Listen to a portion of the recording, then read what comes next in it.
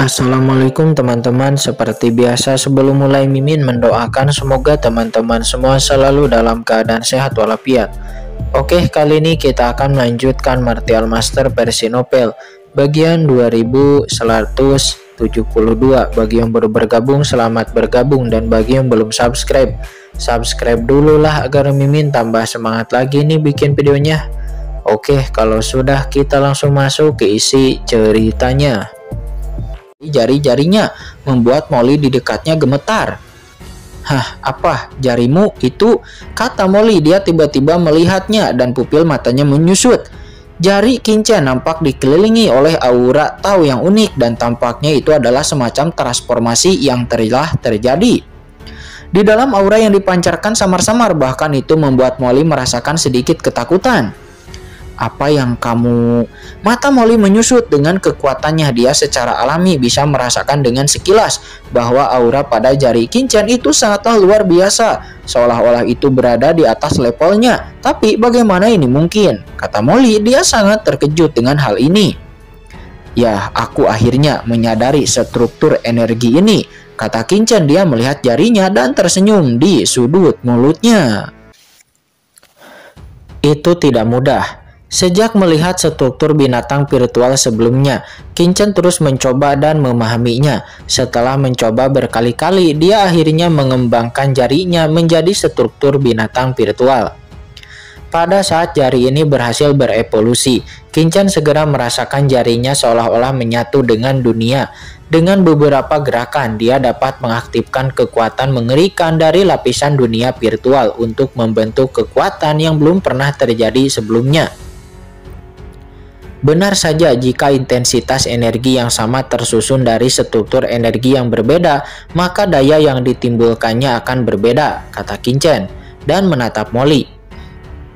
"Molly, coba kekuatan jariku," kata Kincen. Setelah menyelesaikan kata-katanya, Kincen tiba-tiba menunjuk ke arah Molly, tanpa menunggu Molly berbicara.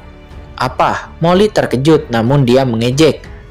Kemudian terlihat kemanapun jari Kincen lewat, riak tak terlihat muncul di kehampaan. Kekosongan di reruntuhan para dewa bergetar di bawah jari ini, seolah-olah siap meledak kapan saja.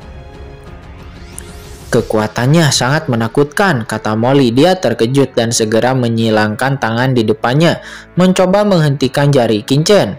Keduanya melakukan kontak fisik dan hanya terdengar suara letupan dari jari Kincen itu benar-benar nampak menembus tangan Molly.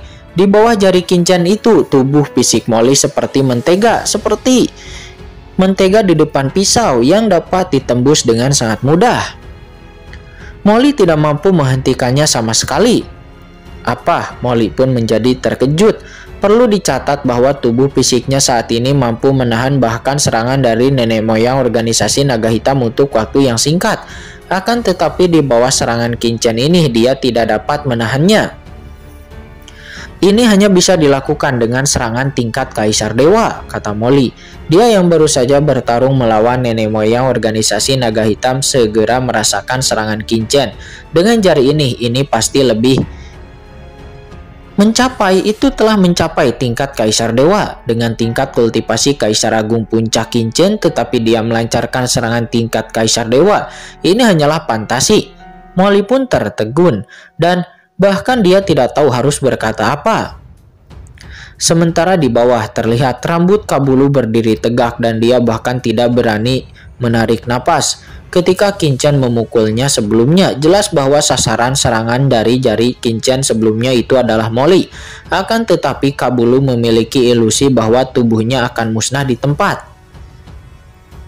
"Lupakan saja, orang-orang besar itu sedang berkelahi. Aku masih berpura-pura tidak melihatnya," kata Kabulu. Dia buru-buru menundukkan kepalanya dan terbang ke depan. "Kincen, jari macam apa milikmu ini?" kata Molly. Dia memandang jari Kincen dengan ngeri. Karena jari Kincen itu bisa dengan mudah menembus tubuh fisiknya. "Ini adalah jari struktur binatang virtual," kata Kincen dengan tenang. "Apa itu jari struktur binatang?" Molly terkesima. "Ya, itu benar," Kincen tersenyum. Kamu telah melahap begitu banyak binatang virtual sebelumnya. Apakah kamu tidak penasaran mengapa binatang virtual ini memiliki kemampuan pertahanan yang luar biasa meskipun mereka tidak terlalu kuat? Itu adalah karena strukturnya yang unik. Selama Anda dapat memahami struktur energi yang terkoneksi dari binatang virtual ini dan kemudian mengubahnya menjadi milik Anda sendiri, maka secara alami Anda akan dapat meningkatkan kekuatan Anda sendiri tanpa meningkatkan kultivasi Anda.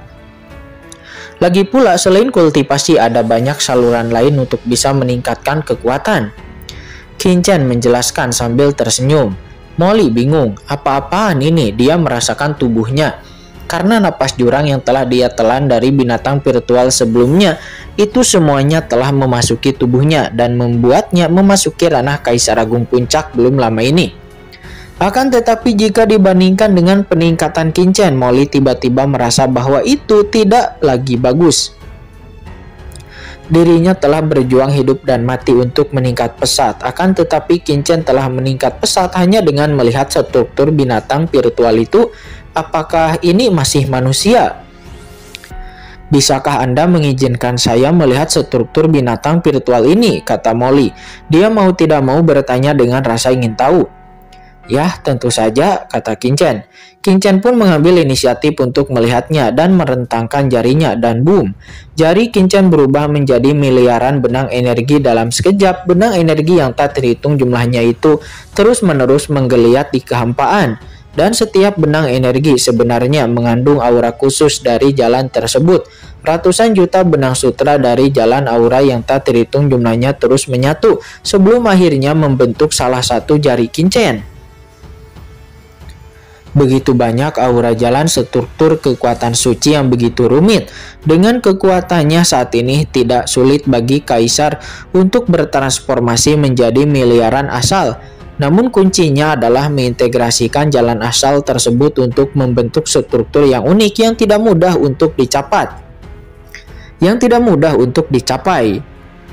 Biarkan aku mencobanya, kata Molly. Dia mengulurkan jarinya dan dengan benturan jari itu terbelah seketika dan tersebar menjadi sumber murni yang tak terhitung jumlahnya. Dan sumber-sumber ini terus-menerus terpecah menjadi 1.000, 10.000, 1 juta, dan bahkan 10 juta. Kekuatan Molly akhirnya berhenti setelah menyebar hampir ke 100 juta benang jalan. Ini sungguh beban yang sangat berat bagi jiwa. Molly merasa sangat berat untuk bisa mengontrol ratusan juta benang jalan pada saat yang sama. Itu sangatlah rumit bagi jiwanya.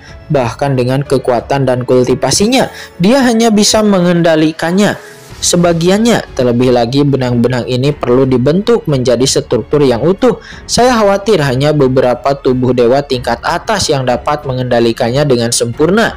Dan dengan jiwa dan kemauan spiritual Molly ditambah dengan asal-usul Kaisar Agungnya, Molly merasakan tekanan. Bentuk bisa dikendalikan benang jalan ini, apalagi strukturnya. Tapi bagaimana Qin Chen? Kamu bisa melakukannya, kata Molly. Dia menarik napas dalam-dalam dan menatap Qin Chen. Karena ini agak sulit untuk bisa dipercaya.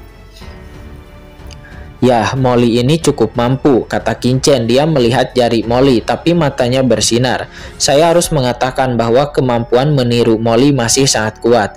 Di bawah desakan Qin Chen yang disengaja, miliaran benang sutra pada jari-jarinya dengan cepat berevolusi dan akhirnya membentuk jari yang utuh. Kamu harus mencobanya juga, kata Qin Chen pada Molly. Kemudian Molly juga meniru Qin Chen dan mulai mencobanya. Akan tetapi tidak peduli seberapa keras Molly mencoba, dirinya hanya dapat mengendalikan paling banyak hampir setengah dari benang jalan. Sementara sisa benang jalan tidak dapat dikendalikan sama sekali olehnya karena penyebaran kekuatan jiwa yang ekstrim. Sialan, apakah daripada iblis Qin ini bakatku benar-benar lebih buruk, kata Molly. Dia menggertakkan gigi dan mendorong kekuatan jiwanya secara ekstrim mencoba mengendalikan benang jalan tersebut. Namun pada akhirnya dia tetap gagal. Luar biasa, Molly. Ini bukanlah tubuh Dao. Dia tidak memiliki tubuh Dao yang sempurna sepertiku. Dan tubuh fisiknya juga belum diubah oleh dimensi tinggi sepertiku. Akan tetapi Molly ini mampu mengontrol asal-usul sebanyak yang dia miliki setelah melihatnya. Dia memiliki sebagian kecil dari sutra Saya yang telah saya kontrol. Molly ini layak untuk dikatakan sebagai keluarga kerajaan jurang, gumam Qinchen. Di samping itu, Qinchen tidak bisa untuk tidak kagum. Jika Molly ini terus berkembang, bukankah dia akan dapat memiliki sebagian kecil dari kekuatannya sendiri ketika dia berada pada tingkat kultivasi yang sama dengan dirinya di masa depan? Qinchen hanya bisa menghela napas. Dia layak menjadi jenius terkuat yang keluar dari lautan alam semesta, seorang kaisar dari klan jurang maut. Akan tetapi ditatap oleh Qinchen seperti ini, Molly malah menjadi semakin malu. Pada saat ini sebuah suara tiba-tiba terdengar di telinganya. Molly, sebenarnya Anda tidak harus mengikuti metode saya untuk memadatkan struktur seperti itu. Karena struktur seperti ini adalah apa yang saya pelajari dari binatang virtual. Inti dari binatang virtual sebelumnya itu adalah napas jurang di dalam tubuh. Mereka adalah keluarga kerajaan jurang maut Anda. Itu cukup. Kamu hanya perlu ikuti naluri jurang di tubuhmu dan kendalikan seutas benang ini. Dan Anda mungkin dapat mencapai efek lain, kata Qinchen. Dia mengirimkan pesan suara kepada Molly. Apa naluri klan jurang maut? Kata Molly, hatinya mulai tergerak. Ini adalah solusinya. Dia pun membebaskan pikirannya dan tidak lagi ingin belajar dari kendalinya atas begitu banyak jalur jalan. Sebaliknya, kemudian Molly pun menggunakan naluri klan jurang di tubuhnya untuk mempengaruhi jalur ini. Dan saat berikutnya, sebuah adegan yang membuat Molly sulit dipercaya pun terjadi. Dan boom! Banyak benang jalan besar yang putus di jari-jarinya benar menyatu tanpa sadar, seolah-olah itu hidup. Apa? Mata Qinchen pun menyusut. Struktur jalan ini memang terkait dengan klan jurang. Molly pun menjadi tergerak. Sebenarnya ide yang Qinchen berikan kepada Molly sebelumnya itu adalah ujian, dan itu hanya tebakan Qinchen saja. Namun perubahan pada Molly saat ini segera membuktikan beberapa tebakan Qinchen. Boom, dalam sekejap jari-jari Molly menyatu dan terbentuk. Pada saat ini dia memiliki ratusan juta benang sutra yang menyatu menjadi satu jari. Ini secara alami akan mempengaruhi dunia di sekitarnya.